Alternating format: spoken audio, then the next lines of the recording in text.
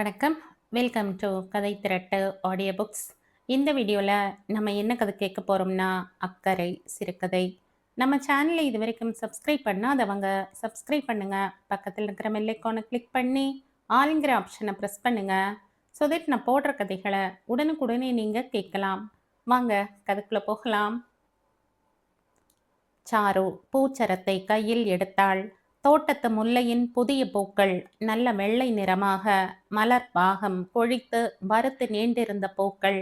குழந்தை சசியின் தலையில் பூவை ஹேர்பின் குத்தி சாரு வைத்து விட்டாள். கை கால் முளைத்த பெரிய ரோஜா பூ ஒன்று முல்லை மலர்களை சூடிக்கொண்டு மெல்ல நடந்தது. சாருமதி குழந்தையை நடக்க விடாமல் கைகளால் அள்ளி எடுத்து கொண்டாள். வீட்டு வேலைகள் செய்யும் நேரத்தை தவிர மற்ற நேரங்களில் அவள் சசியை தன் உடம்பின் இன்னொரு பாகமாகத்தான் சுமந்து கொண்டிருப்பாள். சசி முரண்டியது. கீழே இறங்க வேண்டும் என்று அடம் பிடித்தது. வலுக்கட்டாயமாக குழந்தையை இடுப்பில் ஏற்றியவாறு அருள் வேலை செய்து கொண்டிருக்கும் அறை வாசலின் முன் வந்து சாரு நின்றாள். அறையின் கதவு ஒரு கழித்தாற் போல சாத்தி வைக்கப்பட்டிருந்தது. 4 விரற்கடை அகலமே இருந்த பகுதியின் வழியே உள்ளே பார்த்தாள். அருள் சின்னஞ்சிறு சுத்தியலையும் ஒளியையும் வைத்து கொண்டு செதுக்கிக் கொண்டிருந்தான். அனுமார் சஞ்சீவி மலையை தூக்கி கொண்டு விரைந்து வந்து கொண்டிருப்பதான சிற்பம். குழந்தை அப்பா என்றது. ஷு, அப்பாவை தொந்தரவு பண்ணாத என்று கிசுகிசுத்த குரலில் சாரு குழந்தையை அடக்கினாள். குழந்தைக்கு பெரியவர்களின் நாகரீகம் எப்படி புரியும்? என்ன சாரு என்றான் அருள் சற்றே எரிச்சலுடன். ஒண்ணுமில்ல, காஃபி வச்சுட்டு போனனே, அதை எடுத்து குடிச்சிங்களா இல்லையான்னு பார்க்க வந்த. அவன் அதை குடித்திருக்கவில்லை. காஃபி ஆறி ஆடை படர்ந்து சிவந்து குழம்பி போய் கிடந்தது. சாரு அதை கையில் எடுத்து கொண்டாள். குழந்தை பக்கவாட்டில் திரும்பி அப்பா என்று தன் அம்மாவுக்கு தெரியாத ரகசிய குரலில் அழைத்து தலையில் சூட்டியிருந்த பூவை தொட்டு காட்டியது. அருள் குழந்தையை பார்த்து இதழ் பிரியாமல் புன்னகை செய்தான். பூவை பார்த்து ரசித்த மாவனையை குழந்தை அறியுமாறு தலை அசைத்து சிரித்தான். அந்த நேரத்தில் அவன் குழந்தையை வாங்கி கொண்டிருக்க வேண்டும். அவனோ சஞ்சீவி பர்வதத்தை ஏந்தி சுமந்து காற்றுக்கு போட்டியாய் விண் கிழித்து விரையும் அஞ்சனை மைந்தன் வாயுபுத்திரனின் பிரதிமையை மனசுக்குள் ஆவாகனம் செய்து கொண்டு அதை சிலாரூபமாக சிருஷ்டிப்பதில் சிரத்தையோடு ஒன்றி போயிருந்தான். அவனுடைய லட்சியம் அனுமனின் வேகம், அனுமனின் வலிமை. அந்த வேகத்தை, விரைவை, அவசரத்தை, துடிப்பை, தீவிரத்தை பார்வையாளர்களுக்கு தொற்றிவிட செய்ய வேண்டும். அவன் செய்வான். அருள் சுத்தியலையும் ஒளியையும் ஏந்தி மீண்டும் தன் பணியினை தொடங்கினான். மறுபடியும் சலனம். திரும்பி பார்த்தான். சாருதான் காஃபியுடன் வந்து கொண்டிருந்தாள். கற்பனை இழை அருந்து போனதில் வெறுப்பு தோன்ற அவளை பார்த்தான். அவனுடைய உணர்ச்சியை குறித்த எந்த கவலையும் இல்லாமல் நிதானமாக காஃபி டம்ளரை அவன் அருகே இருந்த முக்காலியின் மீது வைத்துவிட்டு அவள் அகன்றாள். சாருவையே அவன் பார்த்து கொண்டிருந்தான். இதென்ன புடவை கட்டிய மிஷின்தனம்! எத்தகைய மகத்தான கலைப்படைப்பை நான் சிருஷ்டித்து கொண்டிருக்கிறேன்! நின்று இதை ஒரு கணம் ரசிக்க, வியக்க, பாராட்ட ஏன் மனமில்லை இவளுக்கு? என்ன பெண் இவள்! என்னோடு இருந்து என் கலையில் மூழ்கி போகும் மனம் மட்டும் இவளுக்கு இருந்தால் என் வாழ்வு எவ்வளவு மேன்மை அடையும்! அது கற்பனைக்கே எட்டாத காவியமாகி விடாதா? அதையெல்லாம் நினைத்தும் பார்க்காமல் காஃபியை ஊற்றுவதும் சாப்பாட்டை கொட்டுவதும் தான் மனைவியின் கடமை என்றல்லவா இவள் எண்ணிக்கொண்டிருக்கிறாள். போதா குறைக்கே அன்றைக்கு என்னடாவென்றால் உரு பெறாத நிலையில் அனுமனையும் கருடனையும் நான் வடித்து கொண்டிருக்கும் போது குழந்தையை அழைத்து வந்து, பாருமா, மேல இருக்கிறது பெரிய தவக்களை, கீழே இருக்கிறது உன்னாட்டம் குட்டி தவக்களை என்று வேடிக்கை காட்டி குழந்தைக்கு சோறு ஊட்டுகிறாள். எவ்வளவு கேவலம்! ச! திருவிழா கூட்டத்தில் பெற்றோரை பிரிந்துவிட்ட குழந்தையைப் போல தான் காலம் தவறி பிறந்து பரிதவித்து கொண்டிருப்பதாக அருளுக்கு தோன்றியது. நேரம் கடந்து படுக்கையில் விழுந்த பின்னும் தூக்கம் வராமல் புரண்டு கொண்டிருந்தான். மன்னர்கள் காலம் கலைஞனை அரவணைத்து போற்றி இருக்கும்.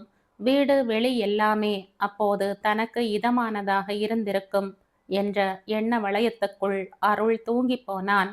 கனவு மண்டபத்தில் கரைந்தான். கனவில் மன்னரும் அமைச்சரும் பட்டாச்சாரியரும் அவன் படைத்த சிலா ரூபத்தை சுற்றி சுற்றி வந்து வைத்த கண் வாங்காமல் அங்குலம் அங்குலமாக ஆராய்ந்து கொண்டிருந்தார்கள். அவர்கள் முகத்தில் திருப்தியும் பிரகாசமும் மாறி மாறி பளிச்சிட்டன. பட்டாச்சாரியார் தெய்வ சந்தந்தராக அந்த சிற்பத்தை கையெடுத்து வணங்கினார். பட்டாச்சாரியர், சிலை உங்கள் மனதுக்கு திருப்தியாக இருக்கிறதா? ஒரு நல்ல நாளில் இதை விஷ்ணு சந்நிதானத்தில் பிரதிஷ்டை பண்ணிவிடலாம் இல்லையா என்றார் மன்னர். ஆகா, அற்புதமாக ஜீவக்களையும் தெய்வக்களையும் பொங்கி ததும்புகிறதே. அடடா, கனவில் எனக்கு தரிசனம் கொடுத்த சாட்சாத் ஆஞ்சநேயரே இவர். இப்படியே நிகழ்காலத்துக்கு வந்து கண் எதிரிலேயே திவ்ய ரூபமாக வல்லவா நிற்கிறார். இருவரின் சம்பாஷணையும் மனம் ததும்ப கேட்டுக்கொண்டு நின்றிருந்தான் அருள். ஒரு ஐயம் தீர்த்து வைப்பீர்களா? ஆகா, கட்டாயம் சொல்லுங்கள். அனுமன் சஞ்சீவி பர்வதத்தை தாங்கி விரைந்து வருவது சரி.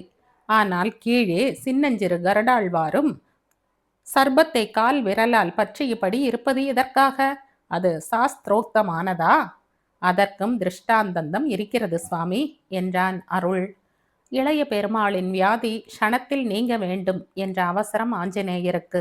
ஆகவே பறப்பதையே தொழிலாக கொண்ட பெரிய திருவடியாம் கருடாழ்வாரை சிறிய திருவடி அன்பினால் வெல்கிறார் என்பதையே காட்டியிருக்கிறேன்.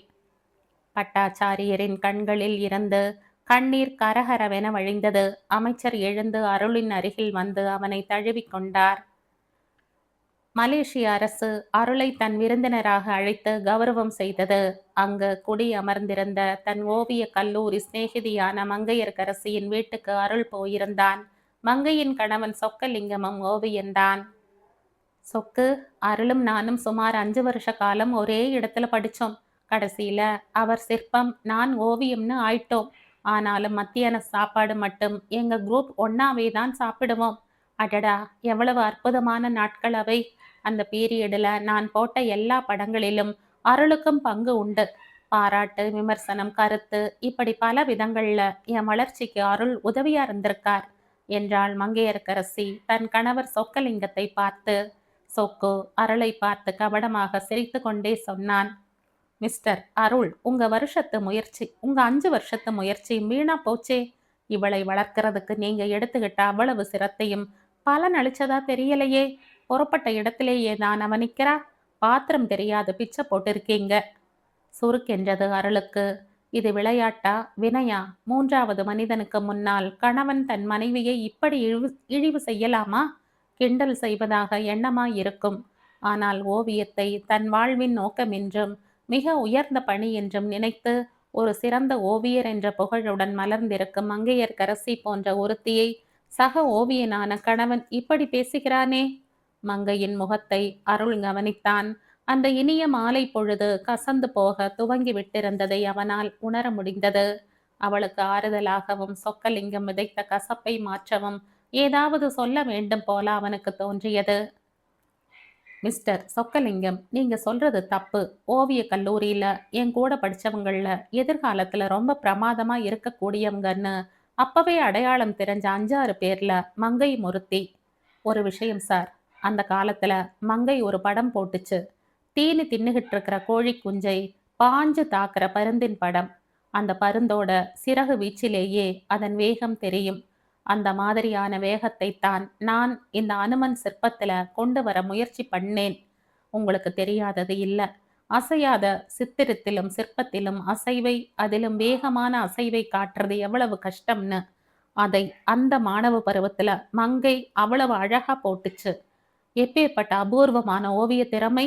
எஸ், ஷீ இஸ் அ பிராடிஜி, விந்தை குழந்தை. சொக்கு அவனை பார்த்து நகைத்தான். ஐயோ பாவம் என்பதான பாவம் அது. சின்னஞ்சிறு குழந்தைகளின் பொய் பாவனையை பெரியவர்கள் பார்த்து சிரிக்கிற சிரிப்பு. வாழைப்பழ தோல் சறுக்கி வழுக்கி விழுந்தவனை பார்த்து சிரிக்கிற விகார சிரிப்பு. சரி விடுங்க அருள்.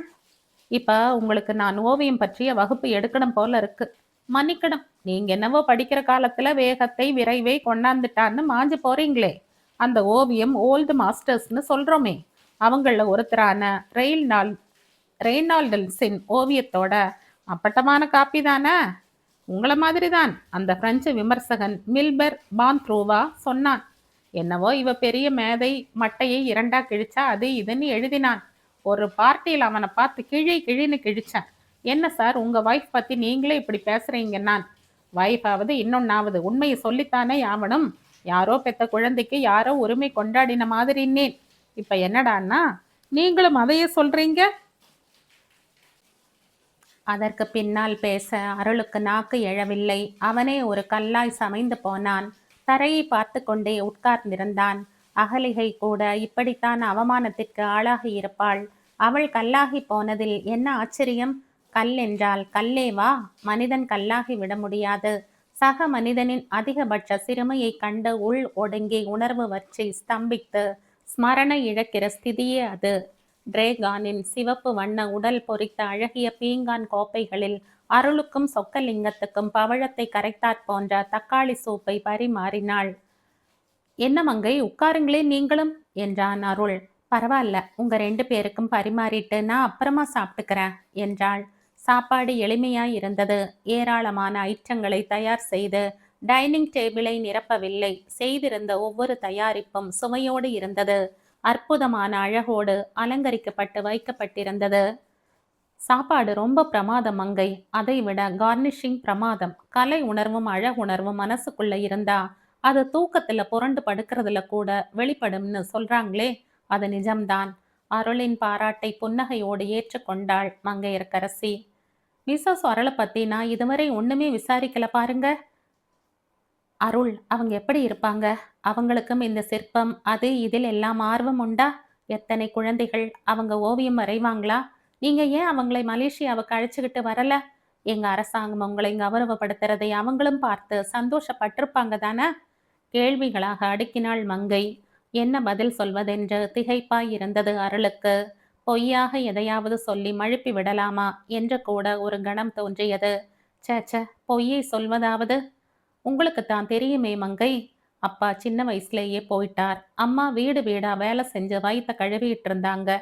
நம்ம காலேஜுக்கு அடிக்கடி ஒரு மாமா வருவாரே, அவர் தான் என்னை படிக்க வச்சாரு. அவரோட ஒரே பொண்ணு தான் சாருமதி. அவளை கல்யாணம் பண்ணிக்க வேண்டியதா போயிடுச்சு.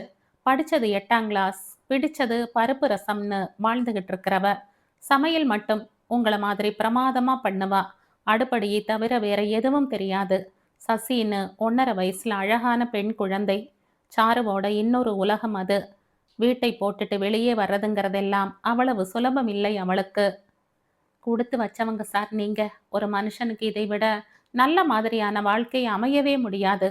தான் உண்டு தன் வேலை உண்டுன்னு வாழற மனுஷி. அடுப்பும் குழந்தையுமே வீடும் உலகம்னு வாழற மனுஷி. அடடா, புண்ணியம் பண்ணவர் சார் நீங்க என்றபடி மேசையை விட்டு எழுந்தான் சொக்கலிங்கம். சட்டை பையை தடவி பார்த்து கொண்டான். அடடா, சிகரெட் இல்லையே. ஒரு நிமிஷம் சார், நான் பக்கத்திலேயே இருக்கிற கடைக்கு போய் வாங்கிட்டு வந்துடுறேன் என்று கிளம்பினான். அருள், உங்க மனைவியை பத்தியும் குடும்ப வாழ்க்கையை பத்தியும் நீங்க ரொம்ப அதிருப்தியோட இருக்காப்புல பேசுறீங்க. அவங்களுக்கு கலா தேர்ச்சியும் கலா ரசனையும் இல்லாததை குறையா நினைக்கிறீங்களா? இங்க என்ன நடக்குது பாருங்க. என்னுடைய கலா நாட்டத்தினாலேயே குடும்பத்துல பூசல், கசப்பு, சமயத்துல சண்டை. யாராவது என்னை பாராட்டினாலே அவருக்கு பிடிக்கலை, கொதிச்சு போறாரு. அந்த பாராட்டுக்கு சகிக்க முடியாத அர்த்தங்களை வேற கற்பிச்சு பேசுவாரு. அவள் பேசிக் கொண்டிருக்கும் போதே சொக்கலிங்கம் சிகரெட்டோடு வந்துவிட பேச்சு தடைப்பட்டது. விமான நிலையம் கல்யாணக்களை கட்டி நின்றது. மாலைகளும் பொன் ஆடைகளும் வாழ்த்தொலிகளுமாக மலேசியாவின் ரசிகர்களும் முக்கிய புள்ளிகளும் அருளை வழி அனுப்ப வந்திருந்தனர். விமானம் வட்டமடித்து சிறகுகள் விரிய அவனது புகழைப் போல வாழ்க்கையைப் போல விண்ணில் உயர்ந்தது. உயர்ந்து கொண்டே இருந்தது. ஜன்னலுக்கு வெளியே பஞ்சு குவியலாய் நகர்கிற மேகங்கள் கீழே பொம்மை வீடுகள், மை கோடுகளாய் தார் சாலைகள், சின்னஞ்சிறு புள்ளிகளாய் தெரிந்த மனிதர்கள் பார்வைக்கு மறைந்து போக தொடங்கி இருந்தார்கள். சிறு புள்ளிகளா மனிதர்கள்? சிறியவளா மங்கை? குடும்ப வாழ்க்கையை பற்றி அருளனின் குருட்டுத்தனத்தை களைந்தவள் அல்லவா? ஒவ்வொரு வைகரையிலும் நான் உலாவிட்டு திரும்பிய போதெல்லாம் சாருமதி எத்தனை அழகாக கோலமிட்டிருப்பாள். வண்ண பொடிகளும் மலர்களும் செம்மண் பூச்சும் இட்டு கூட அவற்றை அவள் அலங்கரித்திருப்பாள்.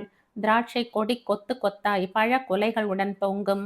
தேர் கிளம்ப தயாராய் நிற்கும். திசைக்கு ஒன்றாய் குத்து விளக்குகள் வெண் சுடர் ஏந்தி நிற்கும். மெழுகுவர்த்திகள் உருகும். மலர் செண்டுகள் விரியும். கொடி பூத்து குலுங்கும். ஒரு நாளாவது நின்று அதை ரசித்ததுண்டா? ஆகா, எத்தனை அழகு என்று அவளை பாராட்டியதுண்டா? பதிலாக கால் செருப்பால் கோலத்தை அழித்து கொண்டு ஏதோ நினைவில் நடந்தது உண்டு. அவள் முகம் சுருங்கியது உண்டா? நான் பாராட்டவில்லையே என்று வாடியதுதான் உண்டா? இல்லையே. கோலம் போட வேண்டியது என் கடமை. அதை அழகாக போட்டிருப்பது என் திறமை. அதற்கு மேல் அதில் எதிர்பார்க்க என்ன இருக்கிறது என்ற ஒரு கர்ம யோகியின் மனப்பக்குவத்தோடு தானே அவள் இருப்பாள். சாப்பாடும் அப்படித்தான். பார்த்து பார்த்து என் ருசி அறிந்து படைப்பாளே. 2 தடவை தும்மி விட்டால் மிளகு ரசம், வயிற்று வலி என்று ஒரு வார்த்தை சொல்லிவிட்டால் தயிர் பச்சடி, வாய்வு கோளாறு என்றால் பூண்டு குழம்பு, வாய் புண் என்றால் மணத்தக்காளி மசியல், மருந்தாக மட்டுமல்லாமல் வாய்க்கு ருசியாகவும் பார்வைக்கே அழகாகவும் பரிமாறுகிற சமையல், மல்லிகை பூவாய் இட்லி, செக்கச்சவேல் என்ற வெங்காய சட்னி, அள்ளி வைத்த பச்சையாய் கொத்தமல்லி தொக்கு, அவற்றையாவது நான் பாராட்டியது உண்டா? விமான பணிப்பெண் சோம்பையும் கல்கண்டையும் சாக்லேட்டுகளையும் நிறைத்த தட்டை புன்னகையுடன் நீட்டினாள். அவன் அலட்சியப்படுத்தியிருந்த சேஃப்டி பெல்ட்டை போட்டுக்கொள்ள சொன்னாள். இயந்திர கதியில் அருளின் கைகள் இயங்கின. அவன் நினைவு முழுவதும் சாருமதியின் நினைவில் மூழ்கியது. பார்த்து பார்த்து சாருமதி உடுத்தி கொள்கிற சேலைகள் பாந்தினியும் பத்திக்கும் தான் அவளுக்கு எவ்வளவு பாந்தமாய் இருக்கும். கிளி பச்சை நிறத்தில் காஞ்சி காட்டன் கட்டி அரக்கு கலர் ஜாக்கெட்டில் நிற்கும்போது காமாட்சி அம்மனே எதிரில் வந்து விட்டார் போலத்தான் இருப்பாள். தீயை நெய்தார் போல தக தகக்கும் கார்டன் வரேலியில் தேவதையாகத்தான் தோன்றுவாள். அதை தான் என்றாவது பாராட்டியதுண்டா? வாயார ஒரு வார்த்தை பாராட்டியதுண்டா? சிற்றலையாய் பரவும் முடி, சீராய் புரளும் ஜடை, மாங்கொழுந்து நிறம், பளீரிடும் வெள்ளை விழிகள், மெத்தென்ற குரல், அவளிடம்தான் ரசிக்கவும் பாராட்டவும் எத்தனை எத்தனை அம்சங்கள். எதையாவது மனம் நெகிழ்ந்து பாராட்டியதுண்டா? இல்லையே. அப்படி பாராட்டியிருந்தால் அவள் எவ்வளவு பரவசப்பட்டிருப்பாள். அவள் உணர்வுகளை என்றைக்காவது நான் பொருட்படுத்தியதுண்டா? அடுப்படியும் நிலைப்படியும் தான் உலகம் என்று வாழ்கிறாள் என்று சலித்து கொள்கிறேனே தவிர, சொண்டு விரல் பிடித்து வாசலுக்கு அழைத்து வந்து அவளுக்கு வெளி உலகத்தை காட்டித்தர என்றைக்காவது எண்ணி இருக்கின்றேனா? அவளோ என் வசதியும் நலமுமே நெஞ்சம் முழுவதும் நிறைத்து கொண்டு அன்பை பொழிவதையே இயல்பாக கொண்டு வாழ்கிறாள். காஃபி குடித்தால் தேவலை என்று நான் எண்ணத் தொடங்கும் முன்பே காஃபியை கொண்டு வந்து எதிரில் வைப்பாள். சாப்பாடும் அப்படித்தான். இந்த அனுமன் சிலையை செய்வதற்கான தவத்தில் நான் கரைந்து கரைந்து உலக நினைவையே இழந்து படைப்பில் மூழ்கி இருந்த இந்த 7 மாதத்தில் அவள் தனி ஒருத்தியாக எப்படித்தான் என் குடும்ப தேரை இழுத்தாள்? வீட்டு வாடகை, பால்காரன், மளிகை என்று ஒவ்வொன்றையும் எப்படி சமாளித்தாள்? பெரிய அலுவலகங்களில் வாசலில் இருக்கும் பெட்டி கடையில் எலுமிச்சம் சாதம், புளி சாதம், தயிர் சாதம் என்று சமைத்து மந்தார இலையில் பொட்டலங்கட்டி போட்டு வந்தாள். அதை அன்றாடம் கடைக்கார பையன் வந்து கூடையில் எடுத்து கொண்டு போவான். பம்பாயில் இருந்து வரவழைத்த சல்வார் கமீஸ்களையும் சேலைகளையும் அழகு சாதன பொருட்களையும் வீடு தேடி வரும் பெண்களுக்கு சற்று லாபம் வைத்து விற்றாள். அந்த பெண்களையே வைத்து சீட்டு பிடித்தாள்.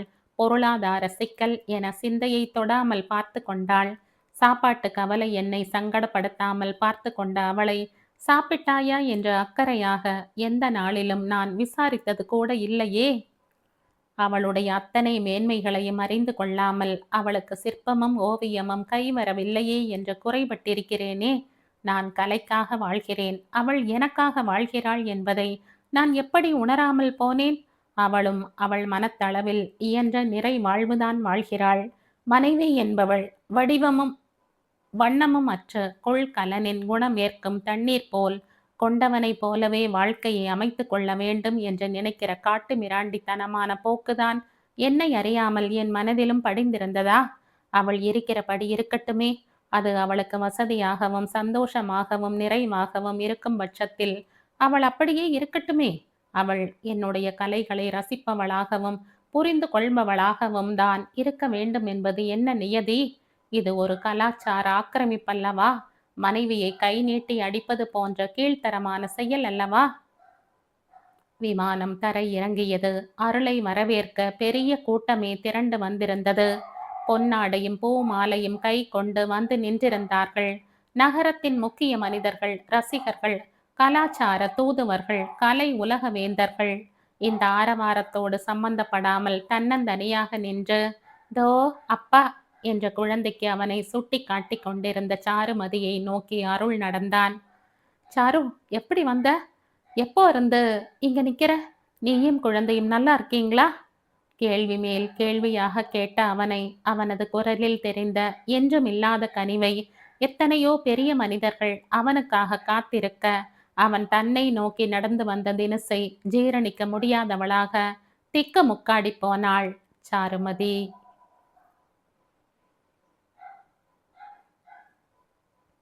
தாய் இதழில் 1990ஆம் ஆண்டு வெளிவந்த சிறுகதை இது. இந்த கதை உங்களுக்கு பிடிச்சிருந்தா லைக் பண்ணுங்க, ஷேர் பண்ணுங்க, சப்ஸ்கிரைப் பண்ணுங்க. மற்றும் ஒரு இன்ட்ரெஸ்டிங்கான கதையோட அடுத்த வீடியோல சந்திப்போம். பை. Thank you.